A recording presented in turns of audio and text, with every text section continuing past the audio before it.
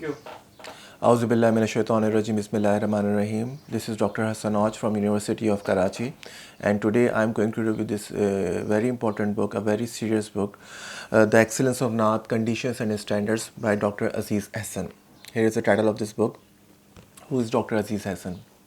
Dr. Aziz Ahsan is the director of Naat Research Centre, and he has 30 books to his credit, more than 30 books. He is a well-known critic of Naat in Pakistan and internationally. And why I'm saying this, it's a very serious book, and the very serious review is that this book in English, there had been multiple books on Naat, Naatia poetry, its criticism, excellence, etc. But there had been very little work done in English. So this is the original work done in English by Dr. Aziz Ahsan, and he managed to do it really well.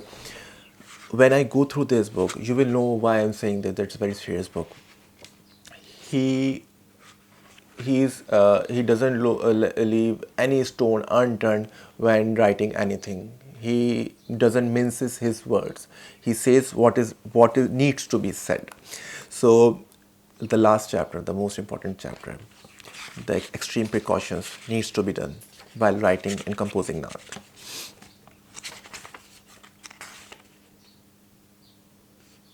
Chapter number 11, precautions of extreme care in Naat.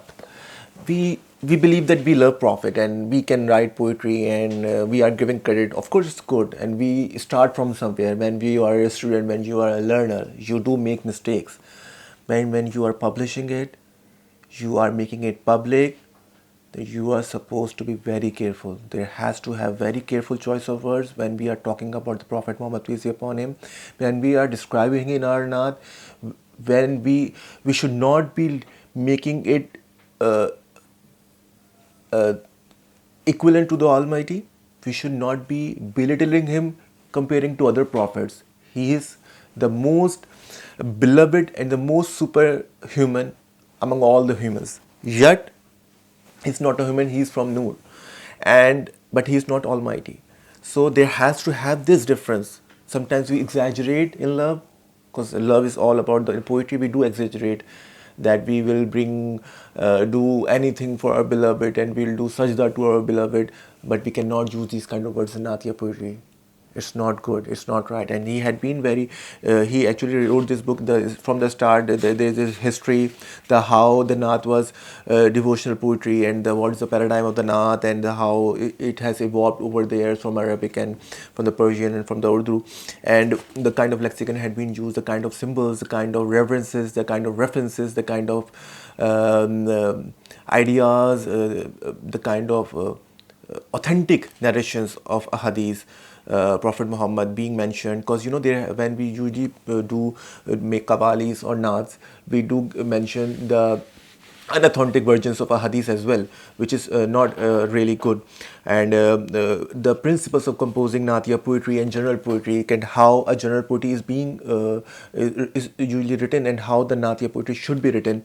And then there is a Quranic teachings. What are the Quranic teachings about the Naatia poetry? These things, the principles, everything. So for someone who wants to write Naat, and who is very conscious that how it should be written, so this book is very important, especially the last chapter, and especially when someone who has such a deep neck towards analyzing the Naatia poetry, who had been doing criticism of the Naat. I think this book written by him is a treat to all those who want to learn the Naat. And that's why I'm saying that's a very serious book. And if you go through this, thoroughly love this book. And he made us understand, though it's written in English, but it's written in very simplicity, very simple English, very easy to understand. And you're not supposed to be a scholar of English to understand this book, to grasp the idea of this book. And it's a piece in English, so it's more relevant to the audience of the West, our generations, second generation who is living in UK, USA, and abroad, who were who had migrated 30 years back, and their generations are living in Canada, America, UK, and they don't understand Urdu properly, and they do have the love of Prophet because they are Muslims. So when they want to understand the Naatia poetry and how it should be written, this book is for them. So it's basically for the audience of the West, to all the audience of the West, to all the Muslims who are more comfortable in English, this book is for them. Highly recommended.